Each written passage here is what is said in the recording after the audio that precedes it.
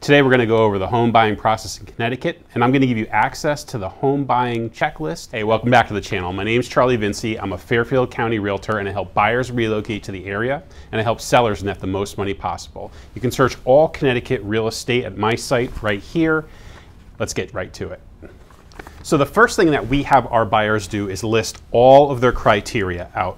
The most common criteria are school, maximum distance for the commute, the number of beds and baths, the maximum payment or the maximum price for the house, and the individual amenities for either the home or possibly the town as well. Now your next step in the process is going to be to circle the top 3 to 5 criteria that are absolutely most important to you.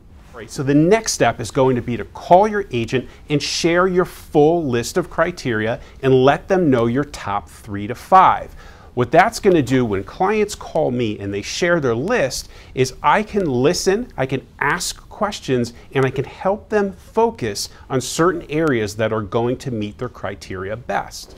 Another thing we can do at your request is create a custom tour, a self-guided tour that you can come to the area if you're not familiar and go ahead and explore.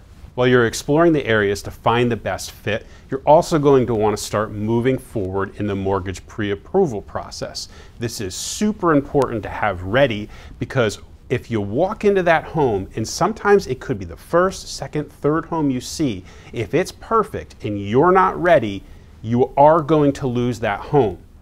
Okay, so now the next step is going to be going out and exploring the local areas. Now we have neighborhood maps on the website. I'm going to encourage you to go ahead and print that off, as well as our self-guided tour. You're going to also want to search our YouTube channel because there are tons of videos and we're working on content just constantly around the clock, trying to get as much out to you as possible. So go ahead and check out the channel. It's going to just continue to grow with more content, and send us a recommendation if you have something that you'd like to see. So you can go to our website and search for all Connecticut homes for sale. I'm going to bet you've been doing that a little bit already. So now you've got a little bit of exploration in, we've talked on the phone, we've clarified and helped you focus on the areas that will work best, and we fine-tune it. Now you're going to want to go back to that list of homes, the ones you really liked, and see which ones fit best. What I'm going to recommend you do is you're going to do some due diligence on those particular homes before you set a showing.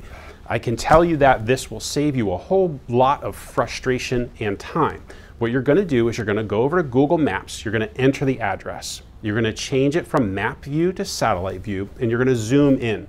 What you're going to see on occasion is you're going to find railroad tracks, highways, water towers, and so many other things nearby that you may not like and you may not want near your homes. The next thing I want you to do is go and click on Street View. So you're going to take that little orange man that's down in the right-hand corner, and you're going to hover him over the street, drop him on the blue line in front of the home, and you're going to do a quick 360 just to check out the area. If that looks good, go up and down the street, and I would recommend you do that for neighboring streets as well. Do you like what you've heard so far?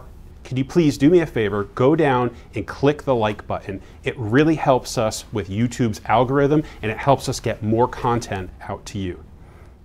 All right, so the next step is showings. We're out there, we're searching for a home, we know what you're looking for, and we're trying to find that gem.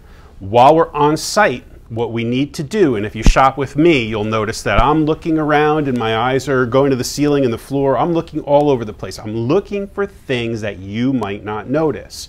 And we want to keep and make note of those things for an inspection.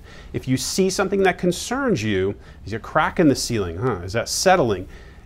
Are there problems? Go ahead and note those items down. Another thing that people ask me about when we're on site are where are the lot lines. I can show you a way where you can figure out approximately where the lines are, which for just about every person works pretty well. So what you want to do is you want to, again, open Google Maps, and now you're going to stay in map view. You're going to zoom into the home, and most, but not all of the time, you will see faint gray lines around the property.